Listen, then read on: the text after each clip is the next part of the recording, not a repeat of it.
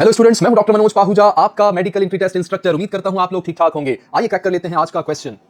Nomenclature is governed by certain universal rules, which one of the following is contrary to the rules of nomenclature. यहां सवाल पूछा जा रहा है binomial nomenclature के बारे में, वो तरीका जो साइंटिस्ट कार्लस लिनियस ने बनाया था, इजाद किया था, जिसकी मदद से आप प्लांट्स और एनिमल्स को दो लफ्जों पे मुश्तमिल नाम दे सकते हैं। पहला नाम होता है जिन्नस का और दूसरा नाम होता है स्पीशी का। एक एग्जांपल आपको दिखा देता हूं, उसके बाद हम इस क्वेश्चन की तरफ वापस आते हैं। चेक कीजिएगा, यहां पर जो नाम दिया गया है वो है होमो सेपियन।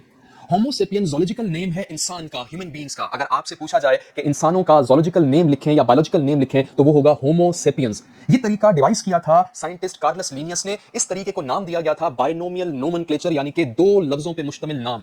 अब यहां पर दो अल्फाज कौन से हैं? पहला लफ्ज होमो, होमो का लफ्ज जिन्नस को इंडिकेट करता है। चेक कीजिएगा, जेनरिक नेम है, जिन्नस को इंडिकेट करता है पहला वर्ड।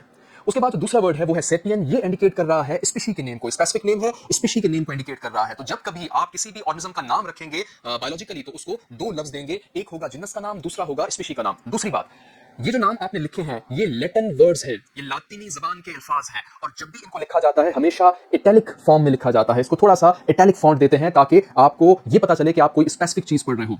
अगली बात, अगर आपने इन दो नामों को हाथ से लिखना है, हैंडराइटिंग से लिखना है, तब आप इसको इटैलिक फॉर्म में नहीं लिख पाएंगे। कंप्यूटर से अगर लिख रहे हैं तब तो इटैलिक फॉन्ट यूज करना आसान है, लेकिन अगर आप इसको हाथ से लिख रहे हैं तो आपको इसको अंडरलाइन करके मेंशन करना है। जब भी आप ये नाम हाथ से लिखेंगे तो आपने इनको मेंशन करना होगा अंडरलाइन करके। अब आते हैं अपने क्वेश्चन की तरफ। हमारा क्वेश्चन हमसे ये पूछ रहा है, which one of the following is contrary to the rules of nomenclature. इनमें से कौन सा गलत रूल है नोमेनक्लेचर का? आपने गलत रूल को आइडेंटिफाई करना है। रीड कर लेते हैं।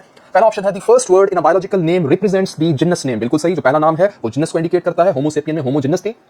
And the second is specific epithet, जो दूसरा नाम का पोर्शन है या हिस्सा है वो इंडिकेट करता है स्पीशी को। स्पीशी के लिए एक और लफ्ज इस्तेमाल किया जा सकता है, एपिथेट।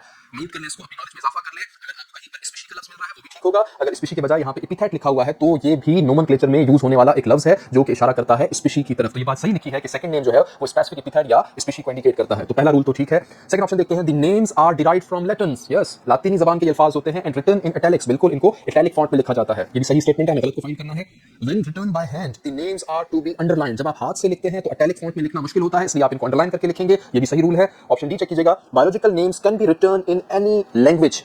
आप बायोलॉजिकल नेम्स को किसी भी ज़बान में लिख सकते हैं, ये गलत है। जो बायोलॉजिकल नेम्स हैं वो लातीनी ज़बान के अल्फाज होते हैं और उनको लिखा जाता है इंग्लिश में। तो आपने उर्दू में नहीं लिखना, आपने किसी और लैंग्वेज में नहीं लिखना। ये स्टेटमेंट गलत स्टेटमेंट है और हमें तलाश थी ऐसे ही गलत स्टेटमेंट की, तो हमें अपना आंसर मिल चुका है। आपने क्वेश्चन क्रैक कर लिया है। ऑप्शन डी इसमें करेक्ट है। ऑप्शन ए करेक्ट स्टेटमेंट है, लेकिन हमसे मांगा गया था रॉन्ग स्टेटमेंट को, तो इसे मार्क नहीं कर सकते। इसी तरह से ऑप्शन बी करेक्ट स्टेटमेंट है, हमसे डिमांड की गई थी रॉन्ग स्टेटमेंट की, हम इसको मार्क नहीं कर सकते। ऑप्शन सी जो है वो करेक्ट स्टेटमेंट है, हमसे मांग की गई थी रॉन्ग स्टेटमेंट की, वो हम मार्क नहीं कर सकते। ऑप्शन डी जो कि गलत लिखा हुआ है, किसी भी लैंग्वेज में आप नहीं लिख सकते, आपको स्पेसिफिक जो है लैटिन लैंग्वेज को लिखना है और इसमें लिखना है इंग्लिश में उसको लिखना होगा। तो ये हमारा करेक्ट आंसर है। आपने क्वेश्चन क्रैक कर लिया है, इसे आप नोट कर लीजिएगा।